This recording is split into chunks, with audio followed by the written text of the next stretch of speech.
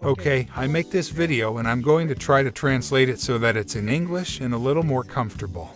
About a post I did on Reddit with my small video tests to artificial intelligence, transforming the images of the video frame by frame to some images a little more with anime look. And that's not perfect, but a lot of people liked it, so let's look at the process step by step.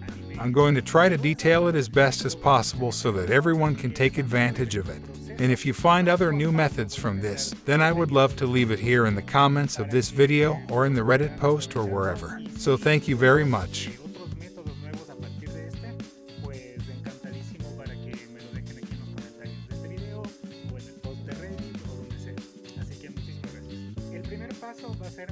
The first step will be to prepare our video in DaVinci Resolve. We're going to open it up at once. What we are going to do here is choose the duration of our video to export it as PNG or JPG frames. So let's do a new project. Let's create a new timeline. In this case, you can choose the format, the size you want. I'm going to make it 1024 by 1024. I'm going to make a square. I feel that it is a little easier to do these tests in square than in other types of aspect ratios. Appearance, and something very important is that my timeline is going to have 18 frames per second, so I don't have to wait so long for Stable Diffusion to do the process in batches.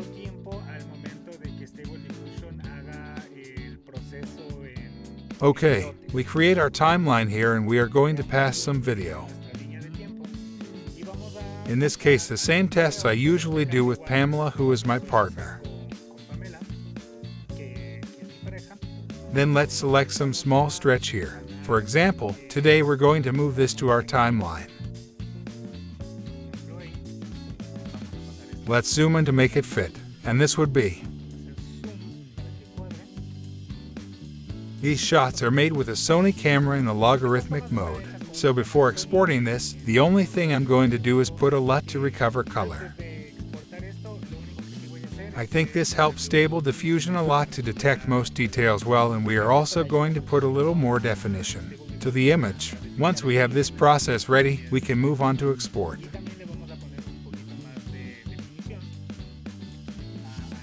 The first thing we are going to choose is that our format is in PNG. The latest update that is in beta of DaVinci Resolve 18.5 already has this method to export in PNG or JPG, and that is great because before you had to move to third-party programs to do this. It is much better that it is direct here.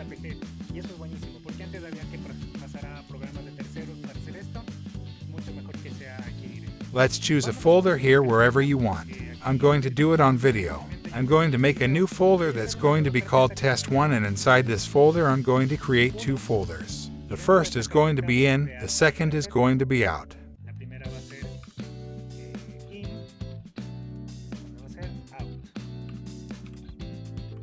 And I'm going to use the ink folder to export the PNG frames of this video. We remove the title so that it is only the numbers of frames that the DaVinci Resolve exports.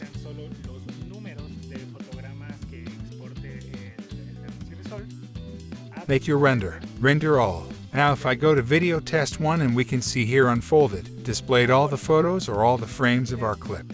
And with this we already have the first step before opening Stable Diffusion.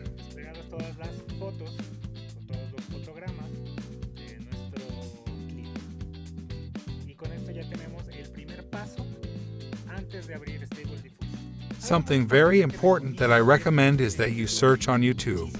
There is a lot of content about this to install Stable Diffusion Automatic 1111 on your computers. Also tutorials so they can install controlnet. I don't want to explain that here because it would make the tutorial too long, because I rather want to focus on the process I'm doing.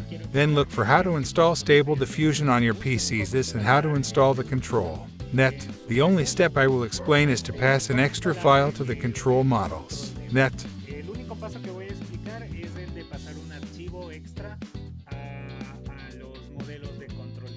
I go to the search bar of the browser, type temporalnet, and I go to the first link that is Hugging Face. Here I click on Files and Versions, and I'm going to download what is called Deep Control SDK Temporary Net FP 16.6 tensors.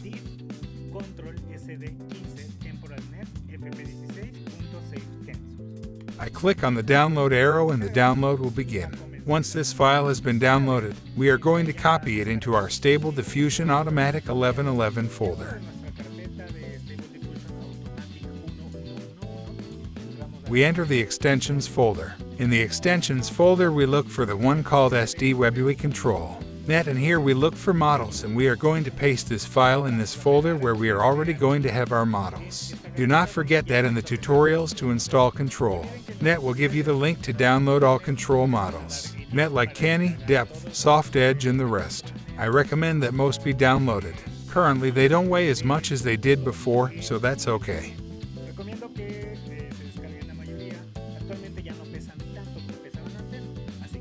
Within Automatic 1111, we go to the tab from Image to Image. I'm going to use two parameters from the last test I did.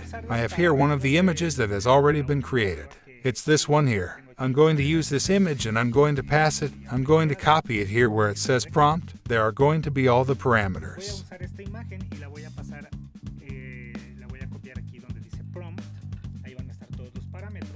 I click here below and everything will be copied: the main prompt, the negatives. Euler sampling steps 20, the measures, in this case 768 by 768. The seed that we can still leave free for the moment to do our tests.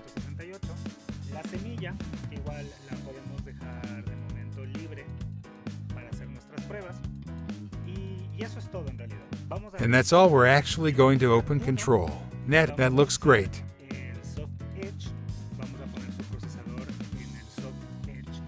We are going to put the weight at 1.5 and we are going to say that our prompt is more important. This part, do not pay attention to it, that for some reason I am bugia, but there it is. We are going to enable and we are going to fill the pixel perfect box. At the moment that we are going to do the process in batches where we are going to apply the loopback function, which what it does is that the first image is generated and that image is used as a reference for the next image. So it's going to be a mix between one of the images we have here, the generated image. One we are going to make image 2 but with reference of the generated image 1, and at the moment we process image 3 it will use as a reference the generated image number 2. Then start doing that loopback. That's what I understand works, and with the tests I've done I've realized that it's more or less going there.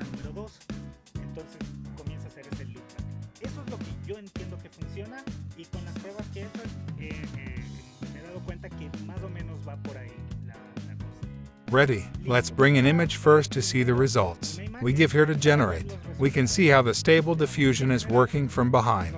First you have to load them. Controlnet from there doesn't take so long anymore. Since I'm capturing the screen, it's still going to take me a little longer on my computer. And we can see here the first image generated in this case. I'm happy with that. We are not going to give much thought to this side. We will fix the seed by crushing the second icon near where we put the seed so that all the images generated have the same seed.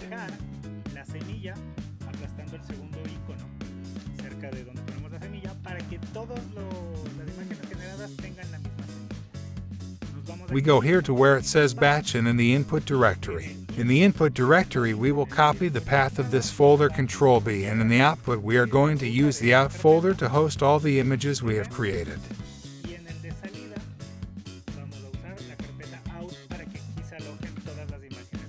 Now, very important, we are going to activate the loopback. We go to the unit, to the next control unit. Net, we are going to enable Pixel Perfect, and here we are going to choose the file that I made them download before and paste there, that is from the temporary diff control S15.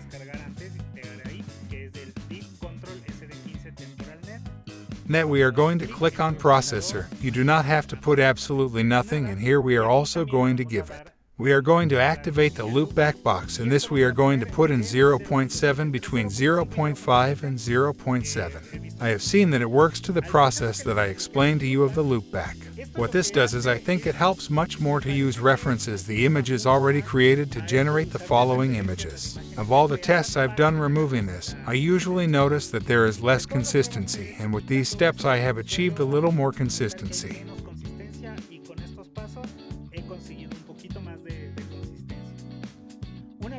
Once we have all this ready, our seeds activated, the loopback boxes we give you to generate. What it's going to do is generate the first image. Then it will use that generation as a reference to generate the second image, and so on consecutively with all our images.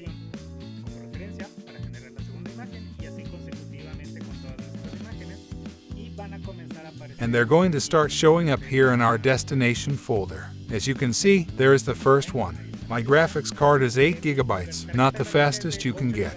Besides, I'm capturing the screen and that makes it take a little longer. We already have our second image there, and as you can see, between the two images there is a fairly decent consistency. It's not optimal, but it works pretty well. I will pass this video until all the images are generated, and from there we continue with the processes to be taken.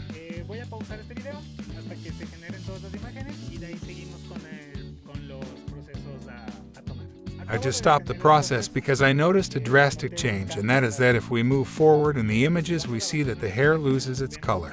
So when we see these inconsistencies in image generation a little bit more severe, what we're going to do is we're going to erase that, and at the prompt I just added in red here to maintain the consistency of the hair.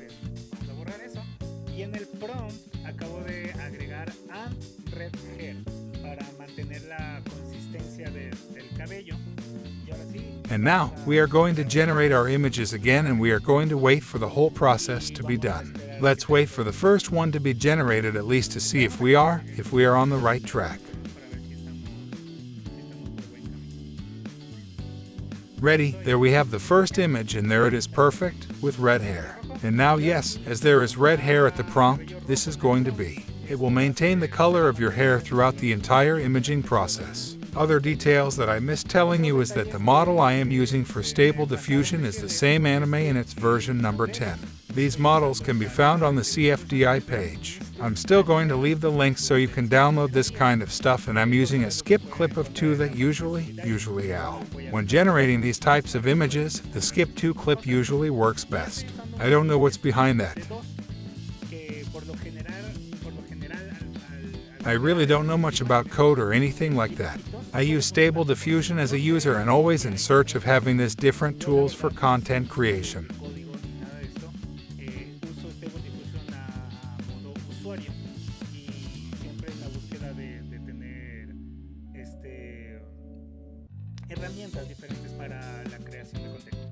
Very well, all the images were already generated.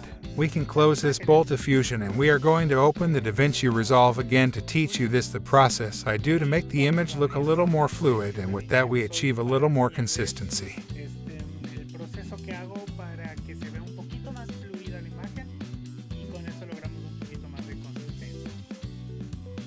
We return to the project in which we separate the images. Let's create a new timeline. It can be any size you want. We are equal to the size in which we exported the images, 768 by 768, and in this case I will choose 23 frames or 24 frames per second or 23,976.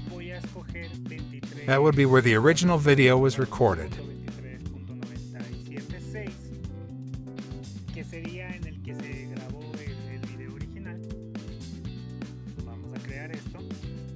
Let's create this. Now we go here to the Media tab, and we're going to look for where it was that we exported these files. In this case I have to look here in Users, the user of my computer, and go to Videos Test 1, and we go to the Out folder. That is where we generate the images.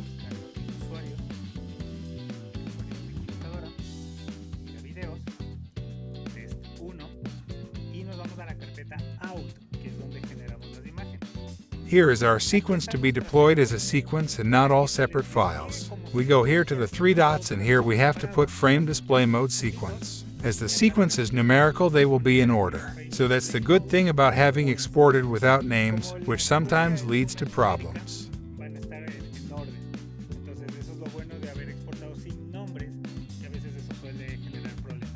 We move here to our A project, and now we can use this image to another very important data. Let's not forget that we were working at 18 frames per second.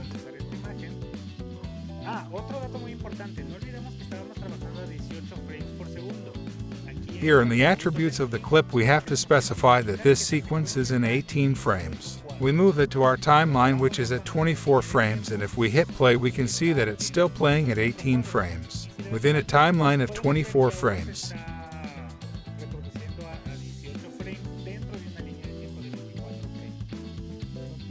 We go with the clip selected to the inspector, and in the inspector we look for retain and scaling, and in the first option we are going to give optical flow.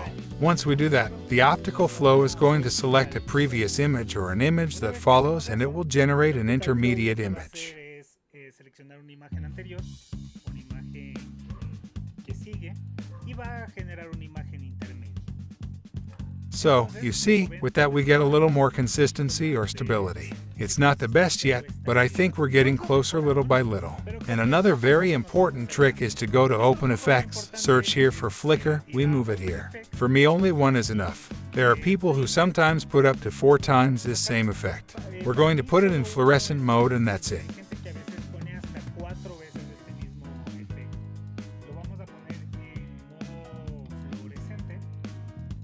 We managed to make it look a little more fluid than that.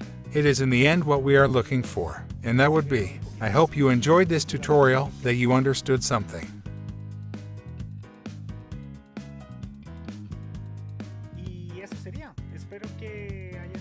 If you are suddenly missing a lot in some concepts or things, do not forget to look for tutorials talking about how to install Stable Diffusion, how to use it, especially the automatic 11.11 version.